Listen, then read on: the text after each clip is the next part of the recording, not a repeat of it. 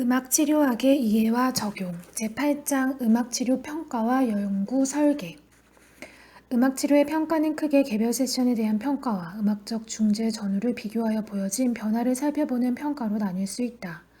이 장에서는 음악치료 과정에서 음악의 치료적 중재로서 어떤 변화를 유도하고 있는지, 그리고 설정된 목표를 얼마만큼 성취하고 있는지를 가늠하는 음악치료의 평가 방법에 대해 다루고 있다. 또한 음악치료 세션에 관한 평가의 방법을 개인 치료와 그룹 치료에서 양적, 질적 방법에 따라 각각 어떻게 이루어지는지 그 신뢰와 함께 소개하고 있다. 나아가 음악치료의 효과성을 입증하는 적합한 연구 방법과 양적, 질적 연구의 특성 및 장단점에 대하여 고찰하였으며, 연구 설계 및 방법으로 단일 대상 연구와 실험 연구에 대해 자세한 예를 제시하고 설명함으로써 독자들의 이해를 돕고자 하였다. 1. 음악치료 세션 평가. A. 개인 세션 평가. 각 세션에서의 평가는 양적인 부분과 질적인 부분 모두 포함하여 기술되어야 한다. 음악치료의 특성상 세션에 보인 변화들이 모두 양적으로 측정될 수는 없기 때문에 질적인 변화를 함께 고려해야 한다. 설정되었던 세션 목표를 어느 정도 성취하였는지, 또는 목표가 매 세션마다 어떻게 조정되었는지도 고려하여 작성한다. 평가지는 치료사가 작성하기 때문에 대상에 따른 음악치료 접근과 철학에 따라 달라지기도 한다. 이는 치료사가 치료 과정에서 보고자 하는 것이 개인마다 다를 수 있기 때문이다. 일반적으로 양적인 변화를 보고자 하는 평가지와 질적인 변화를 보고자 하는 평가지를 선택적으로 사용할 수 있다. 1. SOAP 노트. SOAP 노트는 각 세션에 대한 평가지로 개인 세션의 안에 활용된다. 이는 설정된 목표에 대한 자료를 기술하는 부분과 질적인 정보, 그리고 새롭게 보인 행동이나 반응, 그리고 이러한 정보들에 있어 다음 세션은 어떻게 구성해야 하는지에 대한 내용을 제공해준다. 이 SOAP 노트는 세션에서 제공된 음악 활동에 개별적으로 작성된다. 1. 주관적 정보. 주관적 정보는 세션에서 보인 클라이언트의 비언어적, 신체적, 언어적 행동들을 서술하는 내용이다. 이러한 행동들이 객관화될 필요는 없지만 세션 내에서 관찰한 사항들을 충분히 제시한다. 예를 들어 실제 클라이언트의 행동을 묘사하거나 한 말을 인용하면서 기록한다. 이러한 주관적 정보에서 특별히 세션 목표와는 관계가 없는 행동들, 또는 치료사 입장에서 중요하다고 생각된 행동들을 명시할 수 있다. 2. 객관적 정보. 객관적 정보에는 세션 목표와 연관된 행동을 중심으로 기록한다. 즉, 이 부분에서는 실제 세션에서 보인 행동들이 설정된 목표에 다다르고 있는지, 아니면 전혀 목표와는 관계가 없는 행동들이 나타나는지에 대한 정보를 제공해준다. 그러므로 이 부분에 작성되는 내용은 객관적이며 정량화된 행동이어야 한다. 이러한 객관적인 행동은 설정된 목표의 적합성과 수준이 현재 클라이언트가 보여주는 기능과 어떠한 관계인지를 암시하기 때문에 중요한 정보로 활용된다. 3. 진단적 정보. 이 부분에서는 실제 클라이언트가 세션 내에서 보여준 반응과 행동 중에서 진단이나 평가에 도움이 될 부분들을 서술한다. 물론 음악치료 시작 전에 진단을 하지만 모든 영역에 대한 기능을 정확히 판단하기는 어렵다. 그러므로 이 부분에서는 본 세션에서 관찰된 클라이언트의 발달, 기능, 그리고 기술 등에 대하여 치료사와의 의견과 함께 진단적 측면을 기록한다. 여기서는 주관적, 객관적 정보에서 기록된 부분들을 참고할 수 있으며 이에 대한 종합적인 견해를 제시한다. 4. 세션 구성에 관한 정보. 이 부분에서는 본 세션에서 보인 클라이언트의 반응과 행동, 그리고 기술들을 기준으로 다음 세션을 계획하는 데에 필요한 정보를 기록한다. 이 부분에는 두 가지를 서술하는데 치료 목표와 기법이 그것이다. 치료 목표에 대해서는 어떤 조정이 필요한지와 이에 대한 이유를 설명한다. 기법에 대해서는 다음 세션에서 어떠한 접근이 이루어져야 하는지와 이에 대한 이유를 제시한다. 2. 인덱스 작성. 인덱스는 녹화된 세션을 관찰하면서 세션 내에서 보인 클라이언트의 반응과 음악적 접근에 대해 질적으로 기록한다. 현재 음악치료 연구 분야에서 질적 방법을 강조하는 뉴욕 대학 산하의 로돌프 로빈스 음악치료센터에서는 모든 세션을 녹화한 후 주 치료사와 협력 치료사가 함께 녹화된 세션 테이프를 보면서 클라이언트가 보여준 행동과 반응 등을 기록해 나간다. 이러한 기록을 인덱스하기라고 하는데, 이 작업은 치료사가 녹화된 테이프를 보면서 세션 내에서 실질적으로 클라이언트와 상호교류하면서 느꼈던 부분의 새로움이나 그 당시 파악되지 않았던 모습들을 알게 되는 등의 장점들이 있다. 인덱스를 작성할 때는 다음과 같은 사항들을 포함하여 작성한다. 첫째, 세션 전의 상황, 클라이언트의 기분, 행동, 건강 등을 간략히 기술한다. 둘째, 세션이 시작하는 시간을 00분으로 하여 시간 순서에 따라 모든 음악적, 비음악적 개입 및 반응을 기술한다. 셋째, 기록의 마지막 부분에서 세션에 대한 치료사의 전반적 생각이나 느낌을 간략히 기술한다. 넷째, 세션에서 유의미하게 생각되는 음악적, 비음악적 반응이나 행동은 이탈릭체로 표시한다. 이렇게 매 세션을 기록한 자료를 통해서 음악치료 과정이 종결되면 최종 음악치료 보고서를 작성한다. 이 보고서는 클라이언트가 소속된 기관, 전문팀, 그리고 담당 치료사에게 제출되며 후속 치료 방향 결정의 중요한 단서로 사용될 수 있다.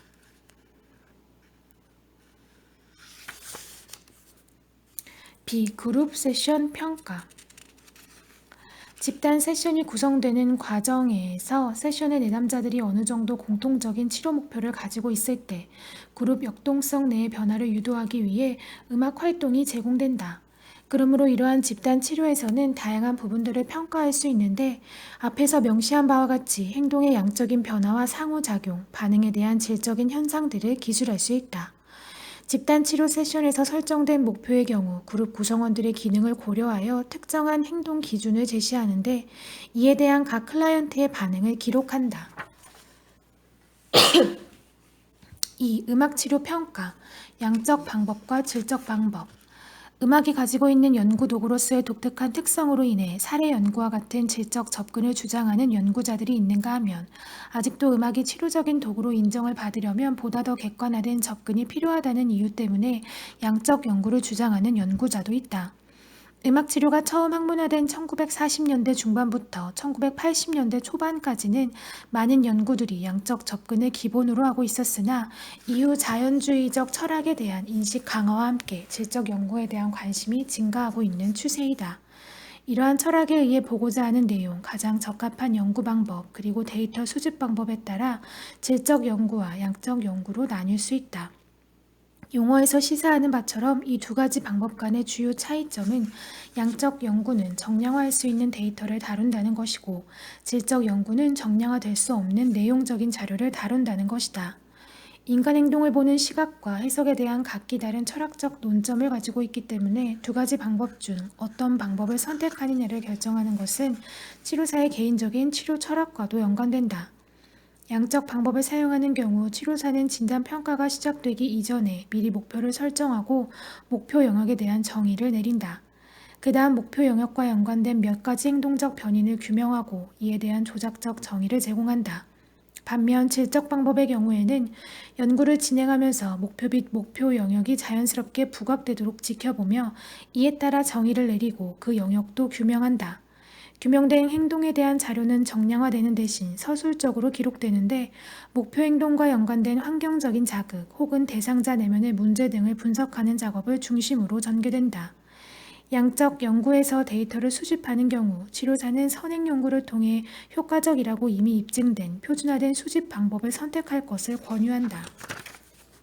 양적 방법을 선택하는 치료사는 클라이언트에 대하여 객관적인 입장을 취하고 데이터에 영향을 미칠 수 있는 개인적인 시각 또는 클라이언트와 교류하는 과정에서 일어날 수 있는 주관적 요인 등을 최소한으로 감소시키고 통제한다. 연구의 결과는 수량화되며 이는 통계적으로 분석된다. 이렇게 분석된 통계적 정보는 여러 변인 간의 인과관계 또는 존재하는 예측성을 알려주고 이후 동일한 결과가 일어날 확률을 제공해준다.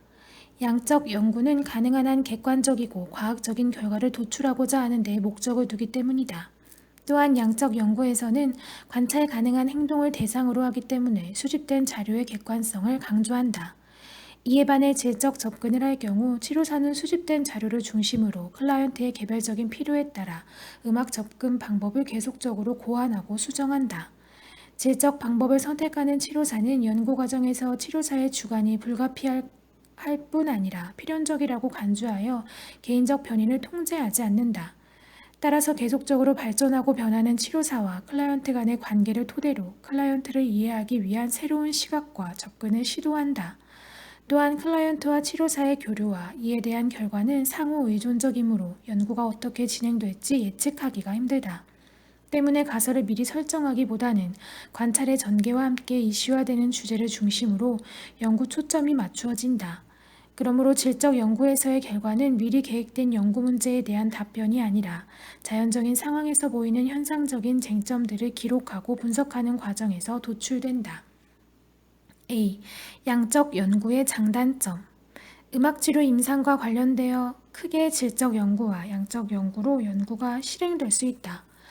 앞에서 언급했듯이 양적 연구에서는 다양한 연구 방법이 가능한 반면 질적 연구에서는 상대적으로 다양성이 적다고 볼 수 있다. 실험 연구는 양적 연구에 속하는 방법으로 임상 환경에서 자주 접할 수 있고 특히 음악 치료에서는 단일 대상 연구가 가장 흔히 사용되는 연구 방법이라고 할 수 있다. 양적 연구에서 단위 대상 연구는 대상자에 대한 자료를 수량화하여 객관적으로 음악의 효과를 평가할 수 있다. 예를 들어 지시에 반응하는 시간을 기록함으로써 주의력을 측정할 수 있는데 음악적 기술은 부정확한 음색이나 리듬을 통해 기억력은 곡에 대한 가사를 어느 정도 알고 있는지를 통해 측정한다. 이렇게 정량화된 자료는 다른 자료와 비교하여 결과를 제시할 수 있으며 유사한 조건에서 결과를 예측하는 데에도 도움을 준다. 정량화는 우리가 외부 세계를 인식하는 과정에서 정보를 조직화하고 이해하는 기본적인 방법 중의 하나이다. 그리고 양적 연구가 적절하기만 하다면 이는 우리가 음악치료 접근에 대한 다양한 궁금증들을 해결하는 데 도움을 주는 방법으로 활용될 수 있다. 음악치료 연구들은 음악치료사뿐 아니라 관련이 있는 분야에 종사하는 다른 전문가들에 의해 음악치료 연구 결과가 읽히고 해석되기 때문에 중요하다. 양적 연구를 통해 음악치료 연구 문제들이 밝혀지면 이러한 연구는 심리학, 약학 또는 사회학과 같은 분야의 전문가들이 읽게 되며 다학문적 차원에서 연구 결과들을 공유할 수 있다. 음악치료에 대한 궁금증은 결국 인간행동에 대한 지식과도 연관되기 때문에 음악치료에서의 양적 연구에 관한 지식들은 다른 전문가들과 공통적으로 다를 수 있는 부분이다. 한편 양적 연구의 단점도 많이 지적되고 있다. 지적한 바와 같이 기본 변수들이 명확히 규명되지 않았을 때나 변수에 대한 영향들이 가설로만 알려져 있는 경우 양적 연구보다는 다른 방법으로 접근하는 것이 바람직하다. 이런 점에서 치료 과정에 대한 총체적인 이해는 다양한 접근들을 가능하게 한다. 양적 연구이든 아니든 음악이 인간에게 미치는 효과를 완전히 이해하는 데 필요한 객관성과 정확성 확립은 필요하므로 한 번에 하나 혹은 두 가지 연구 문제를 다루는 것이 적절하나 많은 연구 문제를 동시에 다루려면 답변 하나하나가 오히려 불투명해질 수 있다. 복잡한 문제들, 특히 내면에 대한 문제나 감정적 반응을 다루는 문제는 수량화와 객관성을 요구하는 양적 연구에서 다루면 단순해질 수 있으므로 다른 연구 방법을 고려해 볼 필요가 있다. 따라서 다각적 접근을 개발하는 것은 음악 치료의 학문적 정체성에 있어서 중요한 요소가 된다. B. 질적 연구, 내용 분석. 음악치료 영역에서는 현재까지 다양한 방법론적 문제에 관한 일치된 의견이나 설정된 가이드라인이 없기 때문에 질적 연구를 한다는 것이 쉽지만은 않다. 윌러는 질적 연구에서 사용될 수 있는 4가지 방법을 제안하는데 근거이론, 자연주의적 연구, 현상학적 연구, 그리고 해석학적 연구가 그것이다. 여기서 근거이론이 객관성과 사실적 시각들을 중요시하는 방법이라면 다른 방법들은 해석학적 연구들로 갈수록 질적 연구의 특성과 주관적 분석 등이 강해진다. 질적 연구에서는 연구자 자신이 연구 도구이므로 높은 수준의 통찰력과 직관력을 필요로 한다. 그러므로 질적 연구에서 사용되는 방법에 따라 요구되는 연구자의 능력과 기술이 다를 수 있는데 음악 치료에서 질적 연구를 수행함에 있어 가장 기본적으로 가지고 있어야 하는 기술은 내용 분석이다. 질적 연구가 질적 자료를 다룬다는 의미에서 내용 분석은 수집된 질적 자료를 분석하여 결론을 이끌어내는 방법이라 할 수 있다. 내용 분석은 어떠한 현상이나 실태 혹은 성향에 대한 추론 등 연구에서 보고자 하는 결과의 가능성이 열려있는 상태에서 자료가 수집된다. 예를 들어 인간이 음악을 취하는 상황은 주로 어떠한 경우인지, 치료사와 클라이언트와의 관계에서 음악은 어떠한 역할을 하는지, 또는 음악적 긴장을 경험하는 상황은 어떠한 경우인지 등 열려있는 연구 문제를 다룬다.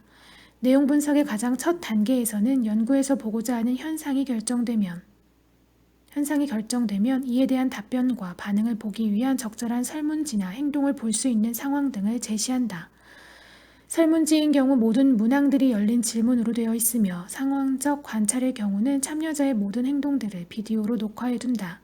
예를 들어 오칼라겐과 콜레그로브는 치료사가 안병동에 입원한 환자들에게 다가갈 때 각 치료사의 접근 기술에 따라 음악 치료에 대한 반응과 상호작용이 어떠한지에 대하여 새로운 이론을 도출하기 위한 질적 연구를 수행하였다. 연구자들은 설계를 3단계로 나누었는데 첫 단계에서는 근거 이론에서와 같이 모든 참여자들이 보여준 자료에 담긴 내용을 개별적으로 분석하여 개념화한다. 수집된 자료를 모두 개념화한 후 유사하거나 공통적인 개념들끼리 범주화하여 나눈다. 이러한 범주를 구축할 때에는 먼저 큰 범주를 지정하고 그 다음 구분되는 개념들끼리 또 하위 범주로 나눌 수 있다. 중요한 것은 범주화한 개념들 간의 연관성이다. 오칼라헨은 연구의 경우 46명의 환자들과 치료사들이 가진 대화들을 녹음한 자료를 분석하여 하는 과정에서 일관적으로 나타난 공통점이다. 언급되는 표현의 규칙성들을 도출하여 크게 3가지 범주로 나누어 설명하였다. 첫째는 처음부터 음악에 반응하는 현상, 둘째는 반응하지 않는 현상, 그리고 세 번째는 처음엔 반응하지 않았지만 나중엔 반응하게 되는 현상으로 범주를 정한 뒤 각 현상에 부합하는 개념들을 다음과 같이 세부 항목으로 나누어 기술하였다. 1. 음악에 처음부터 반응하는 경우. 2. 나중에 반응하는 경우. 치료사가 먼저 음악을 연주하면서 집중을 유도할 때, 선호하는 음악에 대한 대화를 유도할 때, 치료사가 선곡한 노래를 먼저 불러줄 때, 환자가 경험하는 컨디션이 그리 나쁘지 않을 때. 3. 음악을 거부하는 경우. 환자들이 선호하는 음악이 아닐 때, 음악 치료의 필요성이나 혜택을 설명할 때, 통증을 경험할 때. 이렇게 분석된 내용에 따라 연구자들은 치료사들이 어떻게 환자들에게 다가가야 할지에 대한 의미 있는 제안을 제공해준다. 이러한 연구는 극히 질적 자료를 수집할 때 가능한 연구라고 할 수 있다. 위에서 언급되었듯이 연구 문제에 따라서 독자들로 하여금 쉽게 연구 결과를 이해시키기 위해 내용 분석된 자료들을 수량하여 제시하는 경우도 있다.